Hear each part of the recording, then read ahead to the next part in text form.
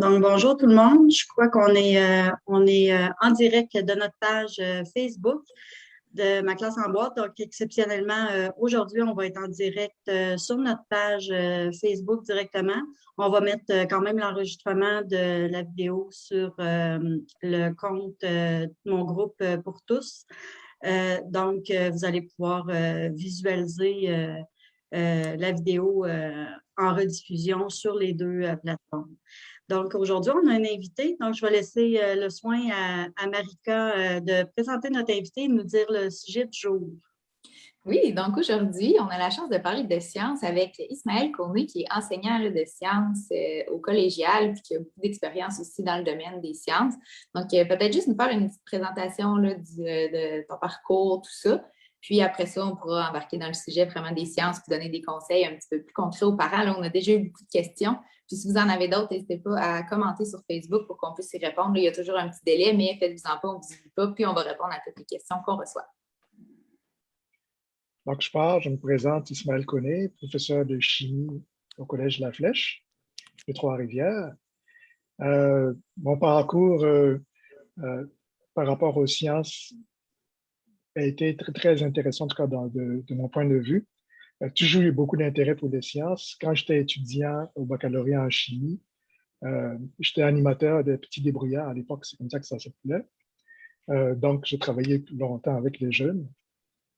J'ai fait aussi un peu de suppléance. J'ai fait un certificat en enseignement de sciences avant de commencer à enseigner au collégial. Donc, j'ai fait un peu de suppléance avec des jeunes du secondaire.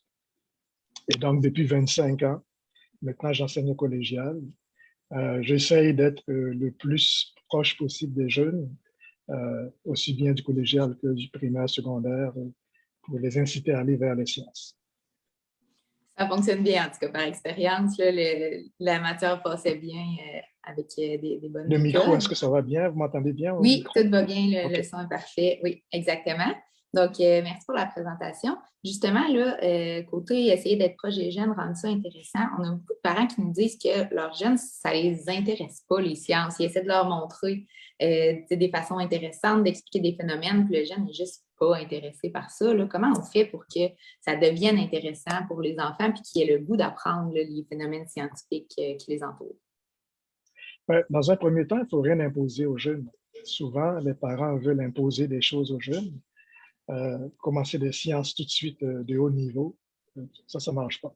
On a tellement de concurrence maintenant avec les jeux vidéo, avec les vidéos sur YouTube et tout. Donc, il faut trouver une façon d'intéresser les jeunes. Il y a plein de phénomènes qui nous entourent. Tu parlais tantôt des phénomènes qui nous entourent. Je prends juste présentement, il y a les feuilles qui changent de couleur, les feuilles qui tombent. Ouais. Juste commencer par ce genre de petits phénomènes-là. Poser des questions aux jeunes. Pas tout de suite essayer de les rendre scientifiques. Quand ils sont jeunes, il faut qu'ils s'intéressent aux sciences. On ne va pas les rendre scientifiques tout de suite. Donc, dans un premier temps, c'est se promener avec eux dans la nature, poser des questions par rapport à ce qui les entoure, regarder des émissions à la télé. Quand je parle d'émissions à la télé, on a la chance d'avoir Découverte qui passe tous les dimanches à Radio-Canada. Il y a la chaîne Explora qui parle aussi de sciences. Et puis, quand je parle de regarder la télé, regarder des trucs scientifiques, c'est pas tout de suite regarder les gros reportages scientifiques. Il y a plein de reportages sur la nature, sur les animaux. Il y a de belles images. C'est beau à voir. Donc, ça peut intéresser les jeunes. Donc, si on commence très jeune à écouter une émission sur les animaux, moi, j'ai plein de cassettes vidéo. À l'époque, c'était des cassettes vidéo. Maintenant, tout se fait en ligne. Mais quand j'étais plus jeune, j'achetais des cassettes vidéo qui parlaient d'animaux sauvages dans la savane, dans la forêt boréale, dans l'Antarctique. Puis, je mettais ça, mes enfants regardaient. Et puis, donc, tu peux discuter avec eux sur ces sujets-là. Donc, ça prend de belles images. Pour concurrencer les jeux vidéo, il faut être détail. Donc, juste des petits trucs comme ça pour commencer. Puis, à chaque fois, on pose des questions, on demande si ça les intéresse et tout. Et puis après, on va de plus en plus loin. Mais il ne faut jamais commencer tout de suite à commencer à faire des mathématiques, à commencer à vouloir les intéresser à la chimie, à la physique, à l'astronomie. C'est trop poussé pour de jeunes. Donc, en bas âge, c'est vraiment ce qui nous entoure. On cuisine. La cuisine, on dit que la cuisine, c'est de la science. Moi, j'ai déjà fait un cours complémentaire sur les sciences en cuisine. Donc, Il y a tellement de choses en cuisine qui sont intéressantes. Donc, les jeunes peuvent participer avec nous, faire un gâteau. Et puis, à chaque fois qu'on met un ingrédient, on explique pourquoi on met l'ingrédient. Donc, c'est des petites choses comme ça. Il y a un éclair qui pleut, il y a un éclair qui apparaît à le tonnerre. Okay, on peut expliquer le phénomène aux jeunes ou bien lui poser des questions. C'est souvent juste poser des questions ou bien soulever des interrogations. Les jeunes sont curieux et puis après, essayent de trouver des réponses. C'est quand on donne des réponses tout crues aux jeunes, pourquoi il va se forcer pour comprendre les sciences. Mais quand on pose des questions, on lance des interrogations, on lance des hypothèses, mais le jeune devient curieux et puis assez rapidement, il s'intéresse aux sciences. L'été, tantôt je disais que j'étais animateur de débrouillard, mais des camps de jour scientifiques à travers la province, il y en a des tonnes. On ne les met pas tout l'été dessus. Là. Une semaine, c'est suffisant pour commencer. Les jeunes voient comment ça se passe, s'il a de l'intérêt, mais on peut mettre une deuxième semaine, mais aller vraiment tranquillement, à petite dose. C'est comme ça qu'on peut intéresser les jeunes. Puis, on le fait un petit peu là, dans les boîtes, justement, l'observation beaucoup. Puis, j'ai l'impression qu'il y a des parents, des fois, qui ont l'impression que c'est pas assez, mais observer la Lune, le Soleil, les ondes, tout ça, là, puis ça fait partie de la science, mais on dirait que des fois, les parents vont avoir tendance à tellement vouloir justement avoir des calculs, puis que ce soit complexe. Mais avec les jeunes, des fois, ça suffit là, des observations, puis de comprendre. La nature nous donne tout ce qu'il faut pour initier les jeunes à la science. Donc, comme tu dis, la Lune, le Soleil, les étoiles, pourquoi c'est noir, le Soleil, on dit le Soleil se lève, il se couche. L'asphalte, souvent, on a comme l'impression qu'il y a de l'eau sur l'asphalte quand il fait chaud. Il y a plein de phénomènes qui nous entourent. Dans le bois, mais là, c'est une mine d'or, des champignons, des arbres qui pourrissent, et puis il y a des champignons qui poussent dessus. Il y a tellement de choses dans la nature qui peuvent intéresser les jeunes. Et puis, ça les fait sortir de la maison aussi. Donc, le jeune, il sort, il va en forêt, il marche, donc il fait de l'activité physique. On lui pose des questions, on lui demande qu'est-ce qu'il pense de certaines choses. Bon, ça nécessite que les parents aussi s'informent, bien sûr. Souvent, c'est ça qui va freiner les parents. Donc, ils vont aller avec le plus facile. Mais c'est aussi intéressant que les parents sachent les phénomènes qui nous entourent. C'est quand on parle de réchauffement de la planète et tout. Pour un jeune, ce n'est pas intéressant, mais le parent qui s'intéresse à ça, il peut tranquillement initier son jeune à l'environnement. Donc, toujours commencer, comme je dis, avec ce qui nous entoure. Avec la nature, c'est winner. Effectivement. Moi, je trouve ça vraiment intéressant qu'on commence maintenant, très jeune, à parler de science sans pression aux enfants, parce que je vais trahir mon âge un peu, mais moi, je viens d'une époque où on enseignait les sciences à compter du secondaire 3. Donc, on n'entendait pas parler de science durant tout le primaire, tout le début du secondaire. Puis là, hop, en secondaire 3, on arrivait avec tous les concepts de chimie. C'est ça. Et puis, on ne parlait pas de science, on faisait des sciences. Oui, c'est ça, exact. Avec le jeune, on ne va pas faire de la science, on va parler de science. On va parler des phénomènes qui nous entourent, on va parler de la beauté de notre planète, elle est belle, puis, on va parler de ça. C'est comme ça qu'on va les intéresser. Oui, mais je pense que ça marche bien comme ça avec les jeunes. En tout cas, moi, les jeunes que j'ai autour de moi sont beaucoup plus intéressés justement à tous ces petits phénomènes-là que si je reporte à moi à l'époque, je ne parlais pas vraiment de tous les petits phénomènes qui se passent, y compris ceux qui concernent toute la nature. On ne savait pas pourquoi il y avait un orage. C'est plus tard qu'on s'intéressait à ça, mais c'est vraiment bien qu'aujourd'hui, on les parle vraiment tôt. Puis ce qui est intéressant aussi, c'est avoir une bibliothèque chez nous qui est garnie avec des bandes dessinées scientifiques. Moi, à mon époque, il y avait, je me rappelle, en France, il y avait une bande dessinée qui s'appelait PIF. Puis c'était PIF Gadget. Il y avait toujours un petit objet qui venait avec, qui était scientifique, un petit télescope, en tout cas, plein de choses comme ça. Donc, c'était des bandes dessinées scientifiques. Et donc, ça, si on met ça proche des jeunes, c'est intéressant. Il n'a qu'à tendre le bras et puis prendre sa petite revue et puis sa petite bande dessinée scientifique. Les petits débrouillards, il y a plein de livres aussi, des petits débrouillards qui ont été sortis à l'époque. Moi, j'en avais plein quand j'étais animateur, puis je donnais ça justement à de jeunes enfants, aux parents pour qu'ils donnent ça à leurs enfants. Tous ces petits livres-là qui traînent et puis qui parlent de petites expériences qu'on peut faire à la maison. Mais jamais rien de gros. En très bas âge même, on peut commencer. Je suis déjà allé, moi, dans une école À l'époque, mes fils allaient à l'école à Saint-Louis-de-France, à l'école primaire, et puis ils demandaient aux parents, dépendamment de leur métier, s'ils voulaient venir parler de métier. Et moi, j'allais faire des petites démos de sciences avec les jeunes. Puis quand je parle de démos de sciences, c'est des petits trucs de débrouillard qui sont très, très simples. Les jeunes étaient intéressés, puis ça se battait pour essayer. Et c'est comme ça qu'on suscite de l'intérêt, tout Ouais. simplement. Donc, trouver toutes les occasions pour parler de sciences. Et je dis bien parler de sciences, pas faire des sciences. Et puis ça peut commencer, dès que l'enfant accouche, même déjà, on peut commencer à parler de sciences, tout en montrant ce qui l'entoure, tout simplement.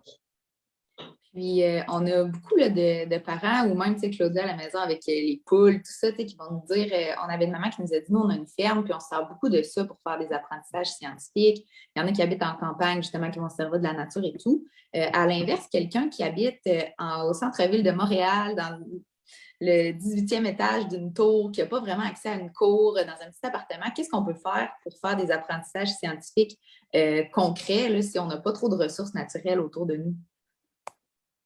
Ben, d'abord, au Québec, les ressources naturelles, on en a plein. Même à Montréal, on peut en trouver. Et puis même quand on est en plein centre-ville, le soleil se lève, il y a la lune qui apparaît la nuit, il y a des étoiles, même si il y a beaucoup de pollution lumineuse, il y a des étoiles. Il y a aussi des îlots de chaleur, il y a la pollution à Montréal, il y a les bruits des autos, les tuyaux d'échappement des autos. Souvent, on voit le vert de gris, là, donc on voit les cuivres, les vieux bâtiments. Là, à Montréal, il y a plein de choses. Et puis, en plus, il y a des musées à Montréal.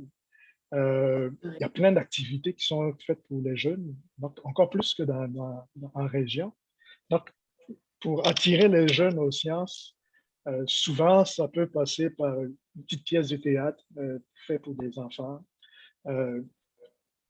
Toucher à des choses, faire de la peinture à la maison, fabriquer nous-mêmes notre peinture, utiliser des colorants alimentaires.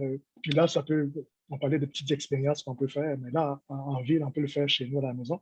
Juste ouvrir en cuisine tous les produits qu'il y a en cuisine. Tantôt, je parlais de cuisiner, mais on peut cuisiner avec eux en ville aussi. Donc, il y a 1 million de choses qu'on peut faire. Ben, moi, je dirais, quand je suis en ville, c'est sortir et puis l'environnement qui nous entoure, que ce soit en ville ou bien en campagne, l'environnement qui nous entoure peut être sujet de science. C'est vrai Et que puis fouiller, le ciel est partout. Non, mais comme je dis, la pollution, les autos, c'est-tu mieux de prendre le transport en commun? Est-ce que c'est mieux de marcher? Pourquoi marcher? Aller à Montréal, il y a, comment on s'appelait ça, le Montréal, il y a plein de parcs à Montréal. Et puis dans ces parcs-là, il y a des arbres qui changent de couleur. Il y a des écureuils comme en région. Tu sais, il y a tout ça quand même en ville. Quelqu'un qui est au 18e étage, au 22e étage d'un bloc de condo, mais comme je dis, à l'intérieur de la maison, il y a plein de choses qu'on peut faire aussi. Et là, des petites activités peuvent être les bienvenues. À l'intérieur. Puis quand on a dit tout à l'heure, justement, on va en parler, on ne va pas nécessairement en faire. On a eu là, une question des parents qui disent « J'ai peur d'en parler, ça a donc l'air le fun, des vidéos, ça a toujours l'air intéressant, c'est en couleur, faire des expériences, ça explose. J'ai peur que quand l'enfant va arriver là, plus vieux au secondaire, puis que là, ça va vraiment être des feuilles de calcul, puis d'atomes, de molécules, que là, il ne soit pas intéressé parce qu'il a été habitué que ça soit trop flamboyant. Là. Donc, qu'est-ce qu'on fait avec ça? Comment on balance tout ça? Il faut qu'il y ait une graduation.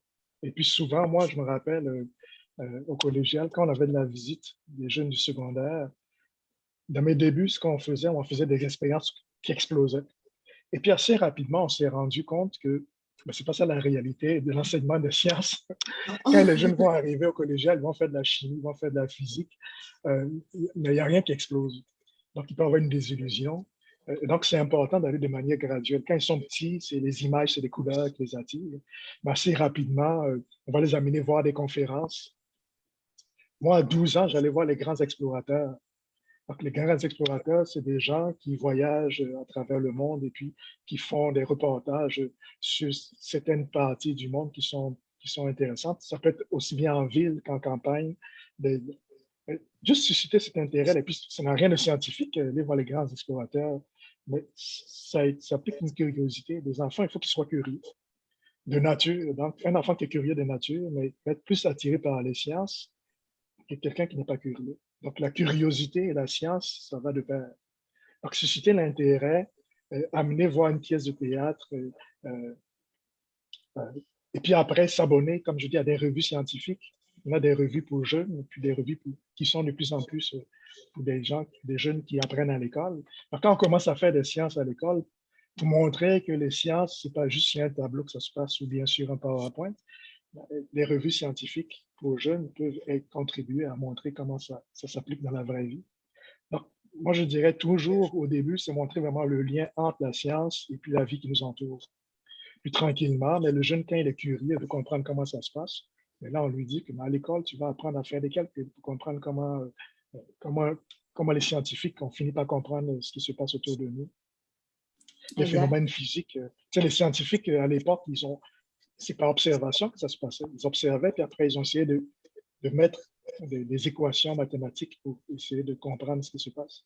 Mais tout part de l'observation. Donc, quand on est jeune, on commence à observer, puis graduellement, on développe une culture scientifique, et puis on veut aller plus loin.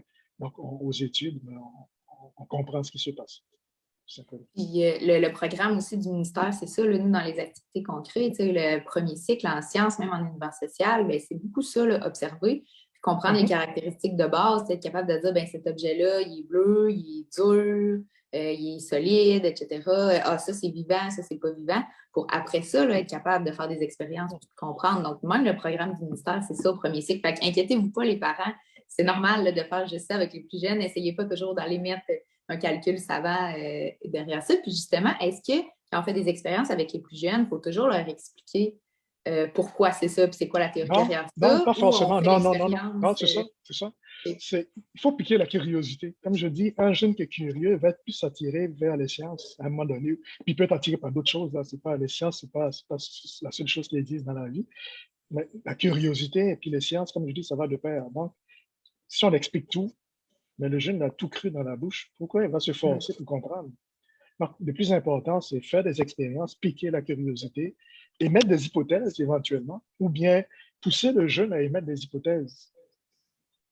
Si on fait tout pour le jeune, il ne développe pas, lui, des attitudes scientifiques.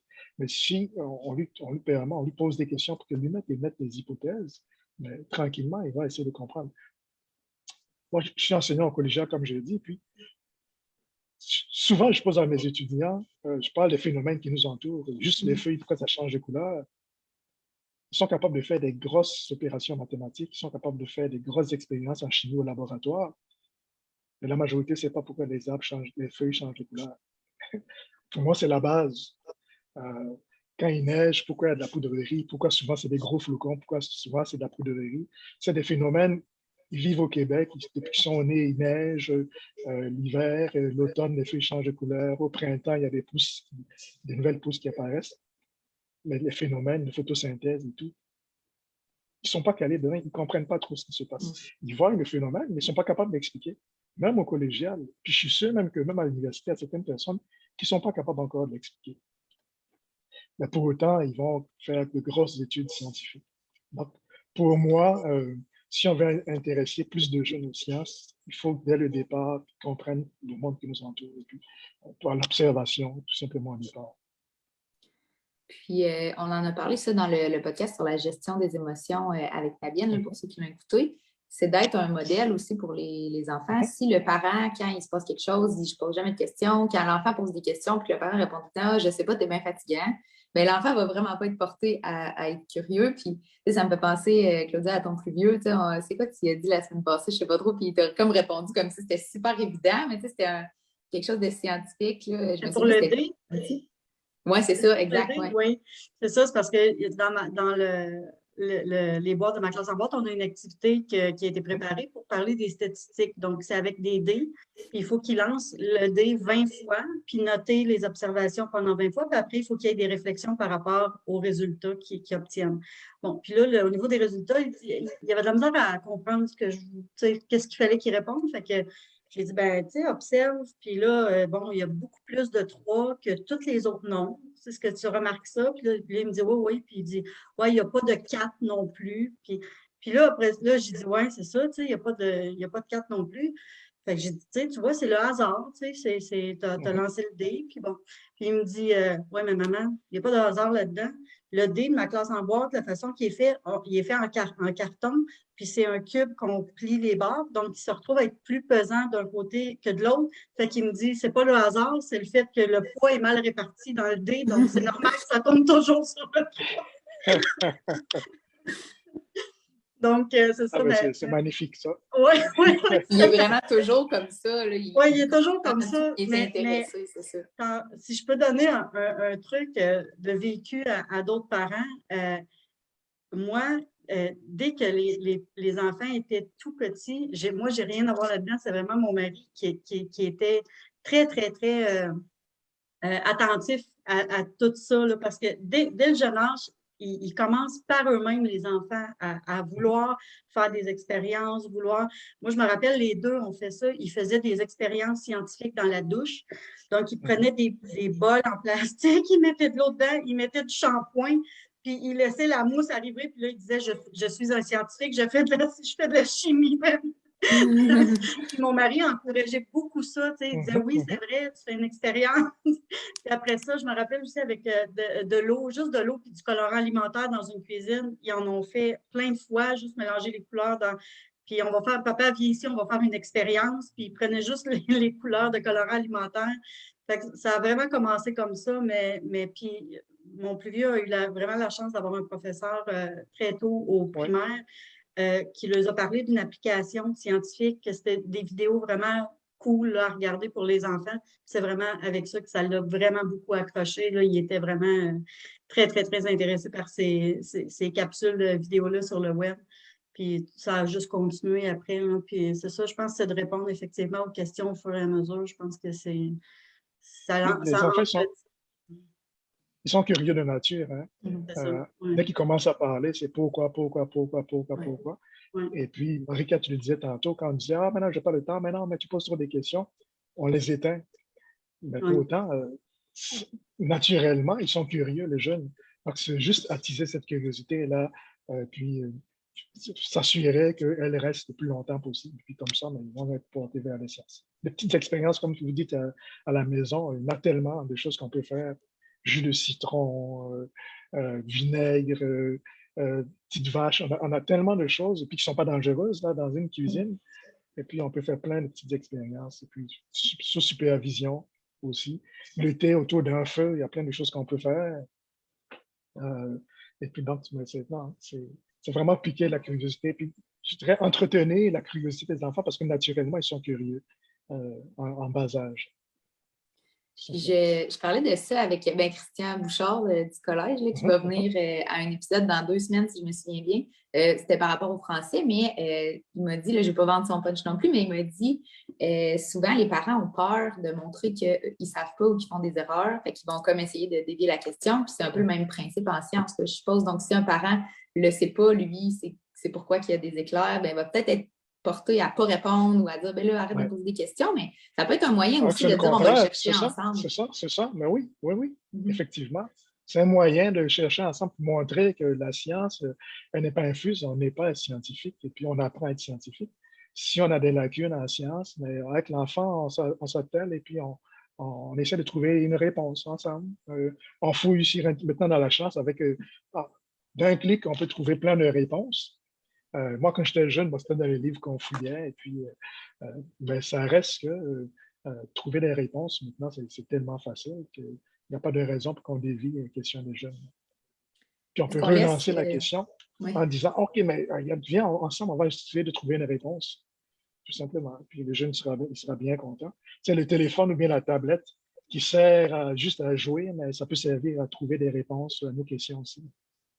Puis aussi d'encadrer la recherche, là, de montrer aux enfants. Oui, nous, dans les boîtes, ceux qui ont le gros forfait, là, on a mis une fiche dans la première boîte qui explique justement comment faire des bonnes recherches, puis de ne pas, c'était écrit sur Internet, donc c'est vrai, de ne pas laisser l'enfant tout seul aller sur Internet chercher n'importe quoi non plus, c'est d'encadrer ça, puis qu'ils apprennent à bien chercher qu'est-ce qui est une bonne source, chercher dans des livres aussi, puis pour toutes les matières, là, pas seulement en sciences, puis d'être capable de trouver lui-même ses réponses aussi par la suite. Effectivement.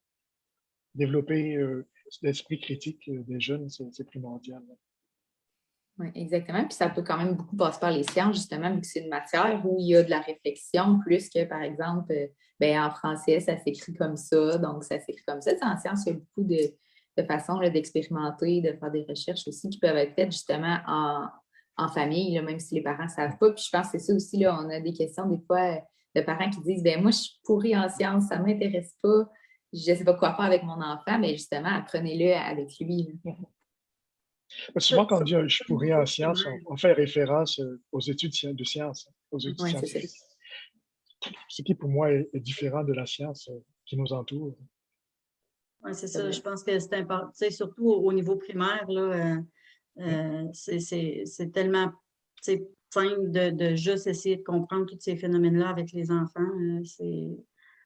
C'est ça qu'il y a le mieux à faire. Là. Puis après ça, plus tard, ils intégreront plus de matière. Mais même à ça, l'année passée, Marika, tu parlais de mes poules tantôt.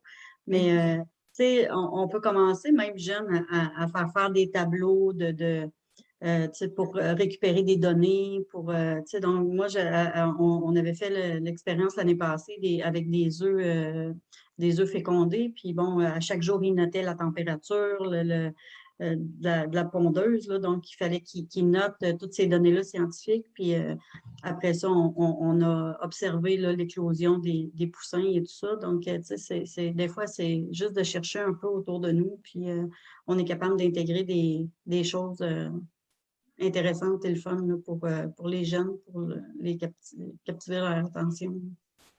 Moi, j'ai parti un projet avec mes collègues de l'éducation à l'enfance au collège. Puis le projet, c'était les futures éducatrices en enfance leur apprendre les sciences. En fait, leur faire découvrir, pas apprendre les sciences, mais faire découvrir les sciences pour éventuellement, elles, quand elles vont travailler, mais ne pas avoir peur de faire découvrir la science aux jeunes aussi. Donc, la pandémie a mis frein un peu à ça. Mais moi, les étudiantes en technique d'éducation à l'enfance venaient dans mon lab de chimie. Et puis, ce qu'on leur demandait avant d'arriver, c'est de trouver une expérience, peu importe où, sur Internet, sur Facebook, dans des livres, peu importe, ils trouvent une expérience qui est faisable avec pas beaucoup de matériel. Et puis, elle nous faisait une liste de matériel. On achetait le matériel, elle venait à lab de chimie. Et puis, pendant quelques minutes, quelques heures, chacune essayait son expérience. Moi, je me promenais, puis je regardais, je donnais des conseils et tout. Et puis, à la fin, ça durait au moins, c'était sur une ou 2 semaines. À la fin, chacune faisait son expérience devant les autres. Et puis, bon, les autres donnaient leur point de vue, essayaient d'améliorer et tout. Donc, il y avait une discussion là. Et le but de tout ça, c'était vraiment que les futures éducatrices en enfance aient un attrait pour les sciences, aient une sensibilité aux sciences. Parce qu'on sait que tout se passe en bas âge. Donc, dans les 1 CPE, par exemple, il y a plein d'activités qu'on fait, mais on peut inclure des activités scientifiques. On n'a pas peur d'inviter des gens à faire des sciences parce que on a été initiés aux sciences pendant leur formation. Donc, ça, je trouvais ça intéressant comme projet. Et puis, ça inclut maintenant dans leur formation, dans les cours. Et puis, quand tu regardes les devis du ministère, on leur demande de faire des sciences dans l'éducation à l'enfance. Donc, il fallait juste mettre ça à profit. On leur a montré comment fonctionnaient des imprimantes 3D. Elles ont fabriqué elles-mêmes des objets avec des imprimantes 3D. Donc, tout ça pour montrer que l'importance que ça, les sciences, pour les jeunes, dès le CPE, ça commence. Même, je dirais, dès la maison, avant même d'aller en CPE, dès la maison, on peut commencer à faire des sciences. J'ai eu un sourire quand vous avez parlé d'imprimante 3D parce que l'autre fois, il s'en est fabriqué une imprimante 3D. Il me dit je vais apprendre à en faire une parce que ça lui a donné l'idée, le fusil à colle chaude. C'est comme une imprimante 3D, fait qu'il a fait un. Ben oui. Juste avec la colle. Donc, avec 2-3 bâtons de colle, il a fait une petite structure. Ils se prenaient pour des imprimantes 3D. C'est ça, tu sais, puis c'est de le laisser justement, là, tu sais, pour voir un peu comment ça se passe, tu sais, chez vous. Je sais, tu sais, que quand il y a des idées de même, il ne se fait pas dire « Hey, là, ramasse ça, là, tu vas gaspiller de la... » Tu sais, c'est de laisser un peu créer leurs affaires, puis que ce soit en sciences, en art, en français, tu sais, l'enfant qui dit « Regarde, j'ai écrit une histoire », ben on l'encourage, puis tu sais, ça y tente d'en faire. C'est sûr que si on dit toujours « Non, non, non », pourquoi après, tu sais, quand on arrive à l'école, là, ça serait le temps de le faire, les expériences, puis que là, il faudrait que ça soit important, donc, de laisser créer, faire des choses, puis de dire, hey, t'as fait ça, ben regarde, on pourrait même l'améliorer comme ça, ah ouais, on va l'en faire, puis de montrer que c'est le fun d'explorer. La même chose avec la douche, les plats de shampoing, ben s'ils peuvent jamais s'amuser avec rien, c'est sûr qu'ils n'auront pas tendance à vouloir explorer, là, puis toucher aux choses, puis manipuler. Ouais. Imaginez que à la maison, en bas âge, avec les parents, ils font des petites expériences, ils s'initient aux sciences avec la nature. Ils arrivent en CPE, les éducatrices continuent à faire des sciences avec eux. Ils arrivent au primaire, les profs continuent à faire. Quand ils arrivent au secondaire, au collège, à l'université, c'est sûr qu'il y a une grosse partie qui vont faire des sciences, qui vont au moins aimer les sciences. On n'est pas obligé de faire une carrière en sciences pour aimer les sciences. Moi, je dirais que c'est n'importe quel citoyen devrait comprendre le minimum des phénomènes qui nous entourent. Donc, avoir une culture scientifique dans une société, c'est primordial.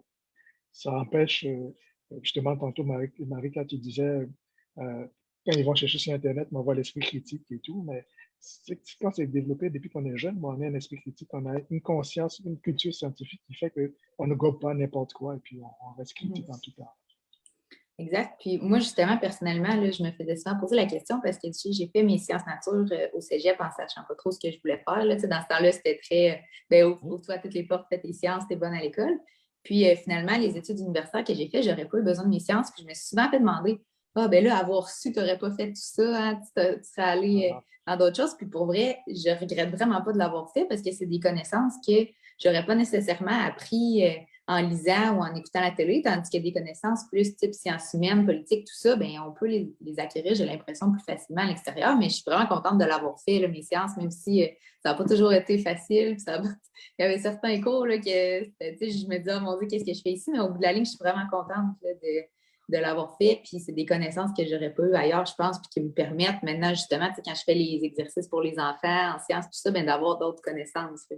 Donc, sans nécessairement se rendre jusqu'au collégial, bien, je pense que les sciences, ça peut vraiment aider à se développer, puis justement, jugement critique, réflexion, être capable de se faire une idée là, sur n'importe quel sujet.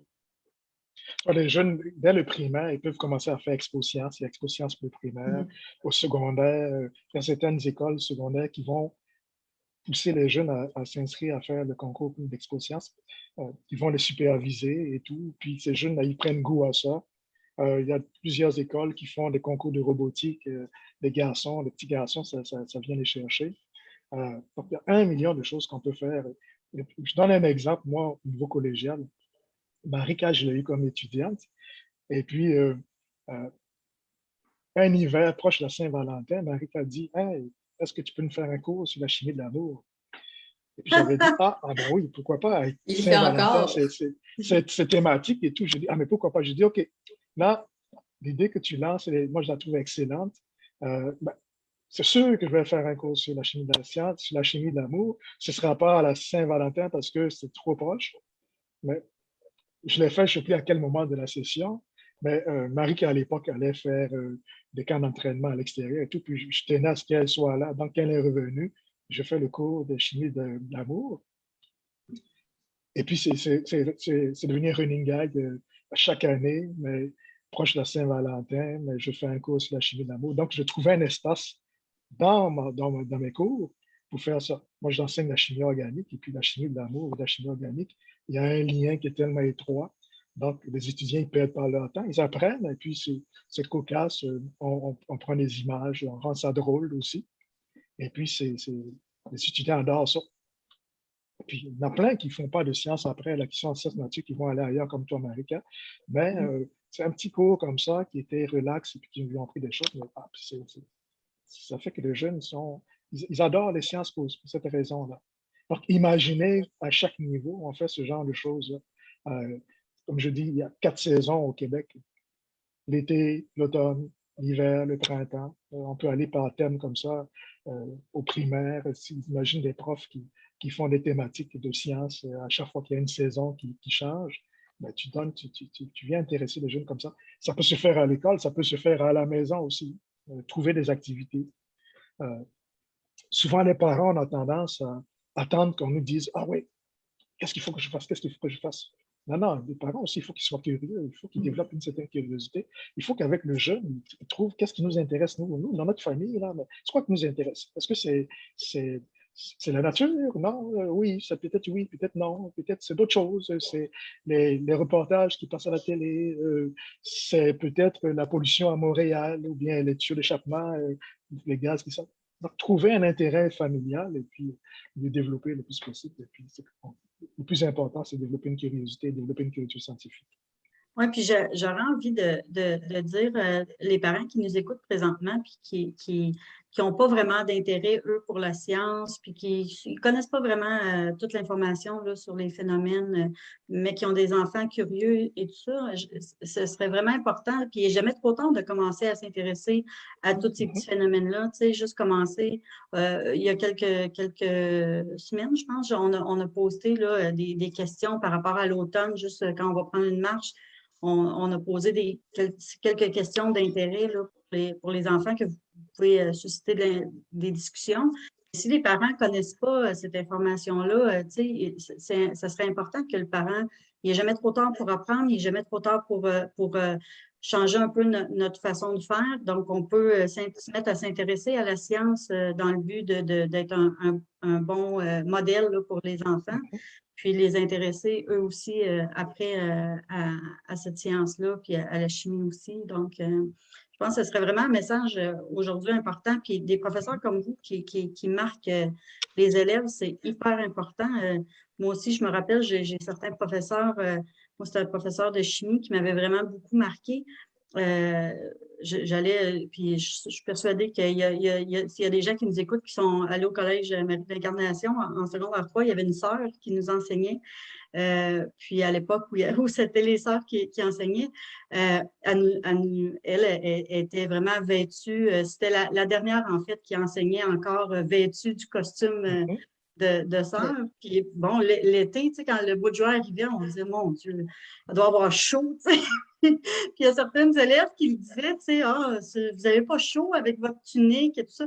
Puis elle disait non, l'été, c'est le moment où il faut boire des thés, puis il faut boire des boissons chaudes, ça ouvre les pores de peau, on se sent, tu sais, elle nous avait comme petit peu, j'étais là, voyons. Puis je me sais, à cause qu'elle nous a raconté ça, le soir chez nous, j'ai parlé de ça avec mes parents, puis mon père, il me dit, ben oui, elle a raison, parce que les pores de la peau s'ouvrent, puis bon, ça fait respirer le corps quand les pores de la peau sont ouverts. On dirait que ça m'a comme susciter quelque chose qui fait en sorte que, tu sais, après ça, on dirait qu'on se met à s'intéresser plus à tout justement ce qui nous entoure. Là. C'est vraiment important de le faire. Ça peut aider Moi, avec la discipline aussi. Tu sais, on en parlait avec Fabienne justement qui disait quand vous mettez des règles, expliquez pourquoi. Bien, si on dit aux enfants, mange pas 8 sacs de bonbons, mais pourquoi, qu'est-ce que ça fait? Je sais qu'on l'explique de façon scientifique. Faut pas fumer, c'est mal, mais pourquoi c'est pas bon pour la santé? Tu sais, d'expliquer les choses justement, puis ça peut aider aussi à ce que l'enfant comprenne et non juste fais pas ça, fais pas ça. Oui. Ça peut aider les parents aussi à comprendre et puis à expliquer aux enfants. Moi, je me rappelle, j'étais jeune et puis je faisais pousser des graines d'arachide dans ma chambre. Je prenais du coton, je le mouillais, je mettais la graine d'arachide dedans et puis hop, on voyait ça pousser. Maintenant, on a un téléphone cellulaire, on peut filmer. Il y a des moyens de filmer des petites pousses là, dans le temps et puis de voir grandir, après en accélérer. Il y a tellement de choses qu'on peut faire avec la technologie qu'on a en 2021 que c'est pas normal qu'il n'y ait pas de jeunes, qu'il n'y a pas autant de jeunes qui sont intéressés aux sciences et même de parents qui sont intéressés aux sciences. Si je prends le sujet qui nous a cloués depuis 1 an et demi, la pandémie, c'est une occasion justement de s'intéresser aux sciences parce qu'on se rend compte que, hop, comme citoyen, on ne sait plus qu'est-ce qui est bon, qu'est-ce qui n'est pas bon.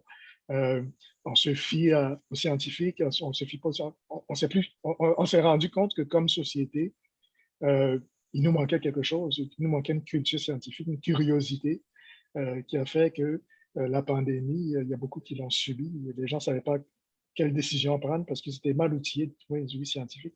Et surtout, ils croyaient tout ce qui passait. Comme Maria, tu dis, il y a plein de choses qui passent sur Internet et puis la désinformation, on peut en avoir à la tonne. Donc, juste avoir une curiosité scientifique depuis qu'on est jeune, ça nous permet d'être plus critiques et puis de savoir, OK, ça a l'air vrai, non, non, moi, je vais faire mes propres recherches, mais savoir où chercher aussi et tout. Donc, cette pandémie là, nous a montré que comme société, il faudrait qu'il y ait plus de culture scientifique, que les gens soient beaucoup plus instruits du point de vue scientifique pour confronter ou bien pour comprendre ce qui se passe autour de nous et non subir constamment. C'est de savoir aussi que souvent les gens ont l'image que la science, c'est comme vraiment justement ça, là, la chimie, puis ça explose, puis c'est dans un bécher, là, les classiques. C'est le fun par contre. C'est ça, c'est vraiment le fun, mais c'est super large, là, le corps humain, les planètes, plus côté technologie aussi, là, autrement, ils ont science et technologie, fait qu'il y a ça aussi, fabriquer des choses, un pendule, un plan infini, tout ça, ça fait partie de la science, c'est pas toujours obligé d'exploser non plus. C'est ça. Pour c'est sûr que certains qui ont besoin que ce soit spectaculaire à un moment donné, mais il ne faut pas que ce soit juste spectaculaire parce que la science, elle n'est pas juste spectaculaire. Souvent, elle est plate, mais elle est aussi importante. Donc, c'est montrer c'est quoi la science avec un grand S, montrer que oui, ça peut être très intéressant, ça peut être flamboyant, ça peut être plein de couleurs, mais ça peut être terne, mais par contre, super important. Qu'est-ce qu'on peut faire à la maison? Science, justement, on l'a dit, là, beaucoup d'observations. Le côté plus technologie, qu'est-ce qu'on peut faire à la maison? Des fois, justement, on a l'impression qu'il faut de la robotique puis des imprimantes 3D, tout ça. Qu'est-ce qu'il y a de simple qu'on peut faire à la maison avec des objets de la vie quotidienne pour le côté plus technologie? Exemple, c'est sûr que ça peut être relativement dispendieux, mais dépendamment des moyens qu'on a, il y a maintenant des Legos qui sont faits. On peut faire des petits robots avec, puis ça prend pas obligé d'avoir des trucs à $200, mais des petites choses comme ça. Des circuits intégrés maintenant qui sont très abordables. Donc, on peut faire, je crois, développer la technologie. Il faut chercher, aller sur Facebook. Il y a beaucoup de gens qui vont publier des vidéos pour montrer comment on peut faire des petites choses chez nous à la maison.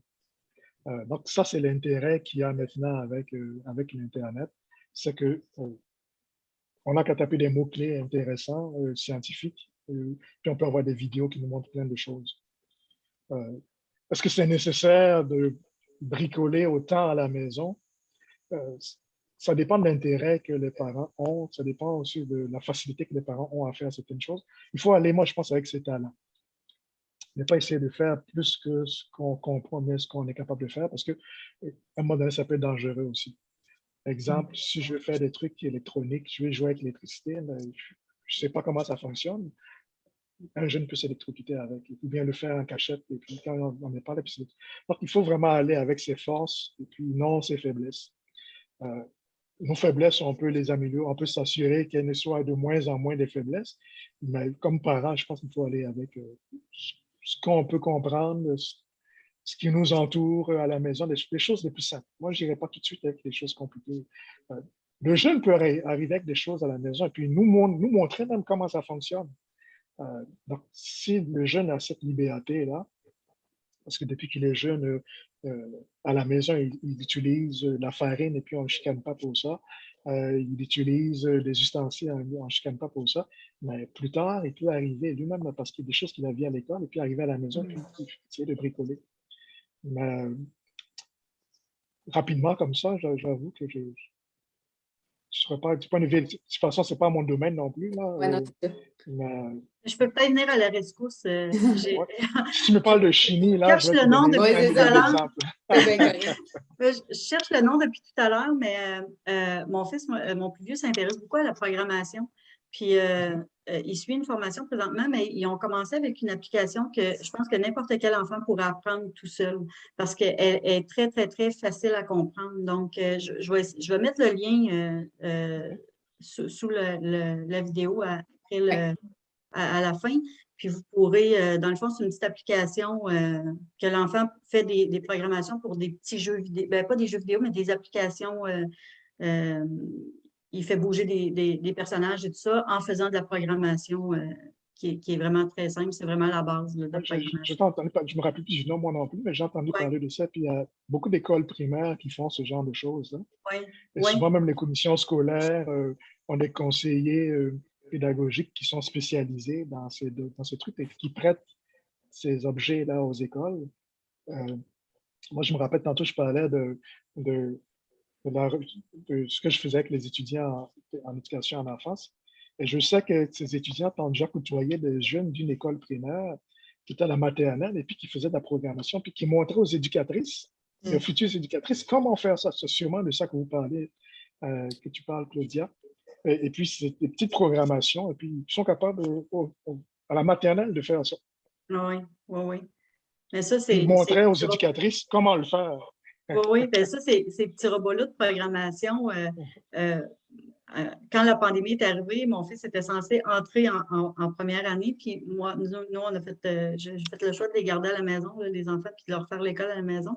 Mais dans le fond, je savais qu'il y avait ça à apprendre, puis pour lui, tu sais, il avait vraiment hâte, c'était des coccinelles là, qui avaient été présentées lors de sa première journée d'intégration, puis il voulait aller faire, il avait vraiment hâte de jouer avec ça, fait que j'ai acheté un petit robot à la maison pour faire ça, mais je pense qu'il a joué avec une journée, c'était réglé, il savait comment le programmer, il avait fait le tour là, du jeu, parce que c'est ça, ils apprennent, ils jouent. Ils sont vraiment plus allumés que nous. Là. Moi, je le regardais faire avec. Puis là, ça m'a pris un moment à moi à comprendre exactement combien de coups il fallait donner sur chaque pour le faire suivre, suivre le chemin. Mais lui, il a capté ça vraiment très, très, très rapidement. Là. Donc, c'est. Maintenant, il y a des applications avec l'astronomie où tu mets une application sur ta tablette, sur ton téléphone, et puis la nuit, tu sors et puis tu es capable de reconnaître les étoiles, les constellations. C'est des petites choses que des jeunes à partir d'un certain âge peuvent comprendre. Les montages vidéo, on parle de science, mais moi je parle de curiosité au lieu de parler de science en général. On peut filmer des petites choses autour de nous, des feuilles qui tombent et tout, puis après le jeune fait un montage vidéo à partir de certaines applications qui se font très simplement. On peut mettre du son, on peut mettre de la vidéo, on peut jumeler tout ça. Donc, avec la technologie accessible, que tout le monde a un cellulaire, celui de maintenant la plupart du temps. Donc, le jeune, au lieu de prendre le téléphone de son père, de sa mère, et puis de jouer avec, il peut faire des montages vidéo avec ce qu'il a filmé dehors, des trucs comme ça. Donc, cette curiosité-là, ça peut être intéressant.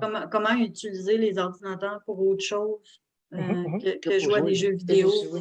Mais on l'avait fait avec les tiens, justement, là, quand je les avais gardés. Hakim se filmait, là, mettons, il versait un verre d'eau par terre, puis là, il mettait comme pour le faire revenir, puis là, il regardait l'eau qui revenait dans le verre, puis là, il se demandait, mais pourquoi on ne peut pas ramener l'eau une fois qu'elle est tombée? Puis là, il réfléchissait là, à des phénomènes comme ça. Si je déchire une feuille en plein de morceaux, puis là, ça revolait, puis là, ça revenait en fait, mais pourquoi on ne peut pas le remettre? Puis là, il réfléchissait là, par rapport à ça aussi. Donc, des fois, c'est banal, mais il y a beaucoup de réflexion derrière ça. Là, ouais. C'est des petites expériences qu'on fait à la maison, on se filme, et après on fait un montage vidéo avec. On fait plusieurs montages, on fait un genre de fichier avec, et puis à Noël, on le passe, et puis on voit l'évolution de ce qu'on a fait. Donc, ça peut être intéressant. Puis vous pouvez servir de ça aussi, ceux qui font l'école à la maison pour le portfolio. Là, si vous avez des images vidéo de ce que l'enfant a fait, de ce qu'il a découvert, bien, ça peut être des traces là, de ce que vous avez dans votre année à présenter à la fin de l'année aussi. Là. Des fois, il y en a qui ne savent pas trop, justement. Ils disent, mais là, on a fait des expériences, je ne sais pas trop quoi montrer. Bien, photos, vidéos de tout ça là, fait par l'enfant, ça peut être une bonne idée, là, même pour ce qui n'est pas de science. Aussi, l'enfant peut faire son propre montage vidéo. Oui. Le jeune, il filme et puis il commente ce qu'il fait. Donc, au niveau du langage, il parle et puis il essaie d'expliquer ce qu'il a fait. Puis après, il se voit. Imagine 2-3 ans plus tard, il revoit ce qu'il a fait quand il était plus jeune. Et puis s'il continue comme ça, mais ça peut être intéressant. C'est avec un téléphone, une tablette, on peut faire beaucoup, beaucoup de choses. Il y a tellement d'applications aussi scientifiques. Et puis quand je parle de scientifiques, pour des jeunes, pour des adolescents, pour des plus vieux. Donc, il suffit de fouiller et puis d'avoir de l'intérêt pour ça et puis trouver ce qui nous convient. Oui, puis des fois, avec les jeunes, ça peut être un truc parce qu'ils sont vraiment très, très, très attirés vers tout ce qui est écran, là, les tablettes, les ordinateurs. Ils ont un intérêt généralisé vers ça.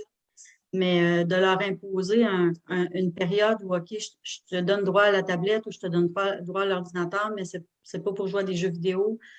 Tu regardes soit des émissions ou des applications scientifiques ou tu regardes quelque chose qui est pour apprendre et non pas juste pour jouer, là.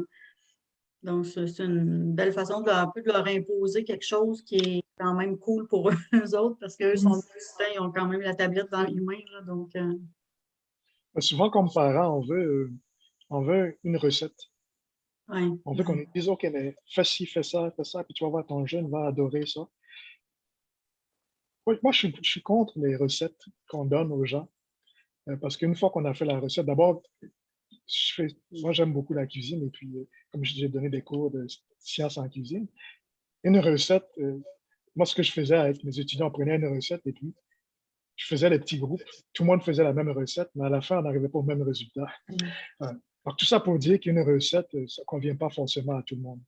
Alors que si on essaie de trouver un intérêt familial, un intérêt de l'enfant, et puis du parent, parce que c'est le parent qui en bout de ligne, va supporter son enfant dedans. Donc, il faut qu'il ait quand même un intérêt aussi. Mais si on trouve quelque chose qui nous intéresse, on peut creuser plus loin et puis tranquillement, notre intérêt va grandir et sera moins limité. Mais sinon, si on a des recettes toutes crues, on le fait une première fois. OK, après, on ne sait plus quoi faire. OK, ça me prend une autre recette. OK, il faut que quelqu'un me donne une autre recette. Puis là, je développe aucune façon de chercher des choses. Et puis en science, il faut chercher, il faut observer, il faut chercher. Mais quand on a tout cru, je suis moins partisan de je donne une recette aux gens et puis ils essayent la recette. Je veux que les gens eux-mêmes trouvent la recette qui leur convient. Moi, en général, quand je prends une recette, je lis une première fois la recette et puis après, je vais au feeling, tout simplement. Quand je cuisine, bien sûr. Et puis, je vais goûter des trucs, puis je vais ajuster. Mais c'est rare que je vais prendre une recette puis que je vais la suivre textuellement comme ça. C'est très, très rare. Je préfère moi-même trouver ma propre recette.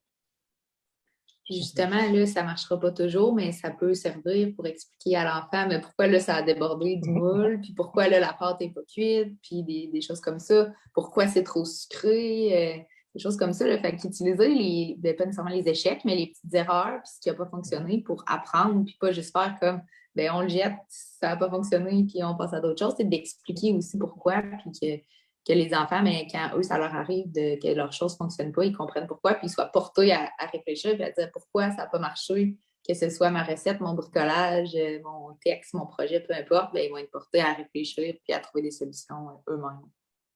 C'est apprendre à chercher. Le jeune et puis le parent ensemble qui apprennent à chercher.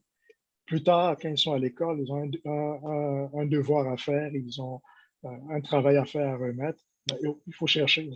C'est les jeunes qui sont à la maison. OK, j'ai un travail, il faut que je trouve, j'ai un animal que le prof m'a donné, puis il faut que je trouve des choses sur lui parce que demain ou bien après-demain, je fais une présentation. Ben, il faut aller chercher l'information. Donc, si on ne développe pas cette attitude-là de trouver l'information, si on a toujours tout cru dans la bouche, mais donc, pour moi, c'est important, aussi bien les parents que les jeunes, qu'ils apprennent à chercher, à trouver des choses. Et puis après, on développe certaines attitudes et puis on est capable après d'être autonome dans la vie. Très important. Isabelle le disait là, la semaine passée dans le podcast qu'on a fait sur les sports, ça prend un certain équilibre aussi justement entre qu'est-ce qui va être imposé et qu'est-ce qui va être libre. C'est la même chose aussi en sciences. Là. C'est toujours imposé, toujours suivre des quantités précises. Bien, l'enfant, il n'apprend pas à vouloir essayer lui-même. Puis à l'inverse aussi, si c'est toujours juste on y va à peu près, bien là, on n'arrive pas nécessairement au résultat escompté. C'est sûr qu'un gâteau, il faut quand même respecter certaines grandes lignes directrices. Là. Si on ne met pas de farine ni d'œuf, ça se peut que le gâteau soit drôle un peu. Fait que c'est d'aller trouver l'équilibre, justement, un peu comme dans tout. Des fois, c'est libre, des fois, c'est imposé, puis on trouve l'équilibre là-dedans pour que tout se passe bien. Effectivement. Je vais vérifier si on avait... Ah oui, on s'était fait demander là, dans les questions qui nous avaient déjà été envoyées si il y a certaines règles là, de sécurité de base avant de faire des expériences. Là. Donc, on a beaucoup dit d'encadrer les enfants, là, de ne pas non plus les envoyer. Est-ce qu'il y a certaines choses vraiment à ne jamais faire avant de faire des expériences? Oui, mais moi, je dirais d'abord tout ce qui est feu, il faut éviter.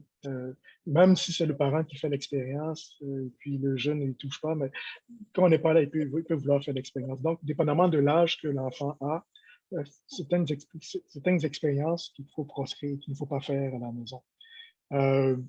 Il faut toujours penser, et puis même si c'est des choses qui sont insignifiantes, il faut toujours penser sécurité. Donc, quand on veut faire une expérience, ben, il faut qu'on soit sur une table qui est solide, il faut qu'on soit assis comme il faut ou bien debout comme il faut. Il faut qu'on soit stable dans ce qu'on fait. Il faut que le jeune apprenne à dégager son espace de travail. Donc, ça, des petites choses comme ça. J'ai mes ingrédients, je les sors un à un, je les place d'une certaine façon. Donc, apprendre à être ordonné aussi quand on sort des choses. S'il y a un ordre à respecter, ben, il faut respecter l'ordre, on met ça d'abord. Puis si on explique pourquoi on met telle chose en premier, telle chose en deuxième. Donc, des petites consignes comme ça. Des lunettes de sécurité. Je suis Canadien Tire, tu peux en avoir à $1, même pour les jeunes. Moi, quand je fais venir quand j'étais avec les étudiants de l'éducation à l'enfance, on faisait venir des jeunes du primaire pour faire des expériences dans mon laboratoire. Et on achetait des lunettes de sécurité pour enfants, on achetait des sarraux pour enfants. Donc, quand ils arrivaient au laboratoire, mais ils s'habillaient en scientifique. Ça peut paraître cliché, mais sarraux et puis lunettes de sécurité, mais ça reste que souvent en sciences, mais la sécurité est très importante. Donc, très jeune, il faut qu'ils soient conscients de ça. Et donc, nous, au laboratoire, on ne faisait rien de dangereux. On travaillait avec du bicarbonate de soude, du vinaigre, mais les jeunes avaient un sarrau, ils avaient des lunettes de sécurité. Juste donner un exemple. C'est ça, c'est ça. Une expérience qu'un jeune avait, qu'une éducatrice avait fait, elle avait mis du bicarbonate de soude, donc la petite vache, pour parler plus simplement, dans un ballon. Et puis après, on mettait du vinaigre dedans, et puis le ballon est parti. Le jeune a reçu le ballon dans la face, mais il avait des lunettes de sécurité. Et puis, bon, ça lui a fait un petit peu mal, mais il n'y avait rien de grave parce qu'il avait des lunettes de sécurité, puis il avait un sarrau, donc il ne s'est pas sali, rien du tout.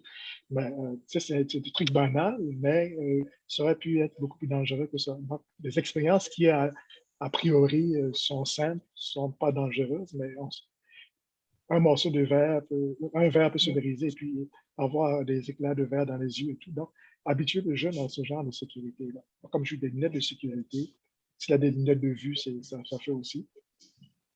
S'il faut porter des gants, ben, on habitue à porter des gants, des choses comme ça. Travailler avec des habits qui sont de vieux habits, pas des habits qui sont neufs, des choses comme ça. Donc, c'est des petites consignes comme ça. Ça peut être intéressant. Surtout, comme je dis, l'espace où on travaille, il faut qu'il soit sécuritaire. Pas un meuble à côté, on sursaute et puis là, hop, ma tête cogne le meuble. Donc, c'est faire attention à l'espace où on est, à la maison où on travaille. C'est bon, ça, les vieux habits, justement, parce que j'ai l'impression qu'il y a beaucoup de parents qui ont juste tendance à dire ben, enlève ton chandail pour ne pas le tacher. Puis là, c'est juste pire. C'est quelque chose qui peut être inoffensif. Ça peut devenir très dangereux. Moi, souvent, une expérience que je faisais avec des étudiants du collégial, je prends des choses deux produits chimiques qui, pris séparément, sont inoffensifs, mais quand tu les mets ensemble, ils deviennent très, très dangereux. Donc, même à la maison, on peut trouver ce genre de choses. Il faut faire attention à ça. Puis aussi que le parent peut-être faire une petite recherche avant, là, voir. Des fois, justement, on pense que ben, c'est inoffensif, on le laisse dans le frigo, on en mange, mais que mis ensemble, là, ça se peut que ça soit dangereux ou qu'il arrive quelque chose. Là, fait que, juste être sûr avant de faire vos expériences que la maison ne va pas prendre en feu. C'est ça, effectivement. Je pense que c'est un excellent conseil là, de jamais initier les enfants. Des fois, en tant qu'adulte, on ne réfléchit pas trop, on est autour d'un feu. On fait des petites expériences drôles, mais c'est parce que les enfants, après ça, en vieillissant, ils peuvent reproduire ça.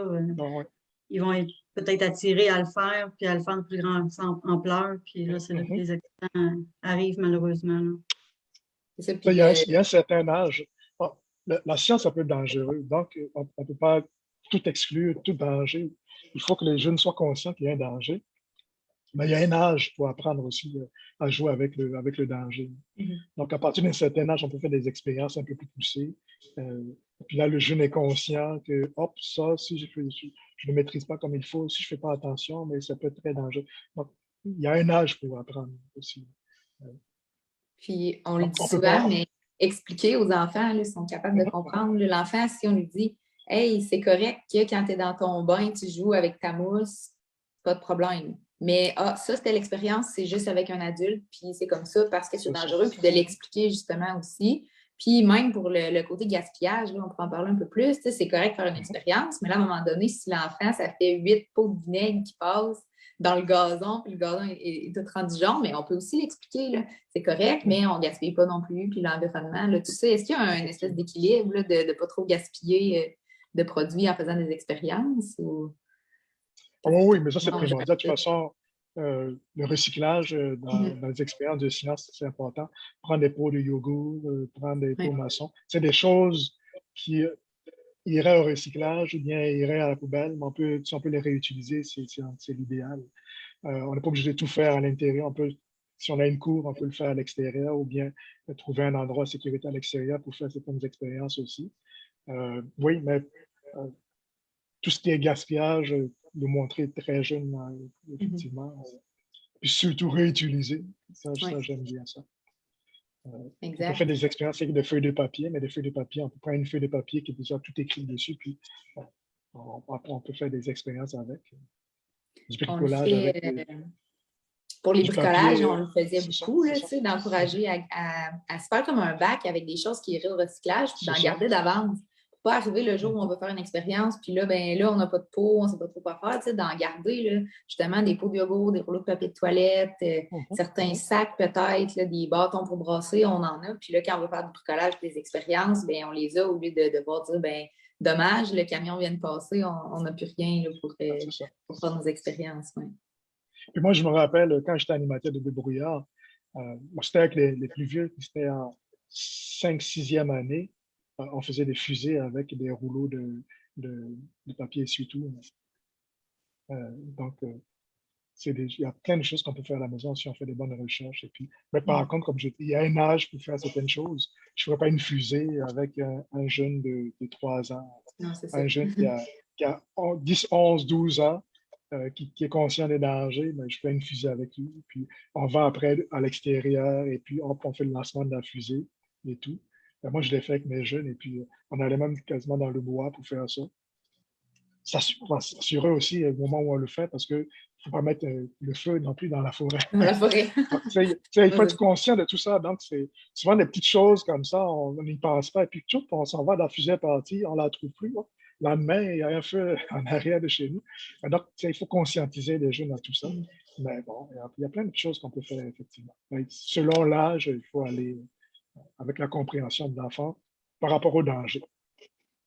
Donc, quand ils ne sont pas conscients du tout du danger, mais on fait des choses, on est sûr qu'il n'y aura aucun danger. En tout cas, ou bien le danger est très, très minime. Tout ce qu'il peut faire, c'est se mouiller. Et puis qu'il pleure parce qu'il s'est mouillé. Ça, c'est pas grave. Mais, donc, à un certain âge, il faut faire des expériences un peu plus poussées, mais le jeune est conscient des dangers. Puis, c'est ça, justement, là, on l'explique aux enfants en jeune âge, là, on ne prend pas les produits ménagers, on ne met pas ça dans la bouche. Plus vieux, ça peut être le même principe d'expliquer, tu sais, là, on a fait une expérience, puis oui, c'est du sel que tu peux manger avec un autre produit que tu peux manger, mais tu ne le manges pas, là, ça ne va pas ensemble, puis d'expliquer pourquoi, puis ça revient souvent à ça, je pense, là, de l'expliquer aux enfants ce qui se passe, justement, là, avec les expériences. Effectivement.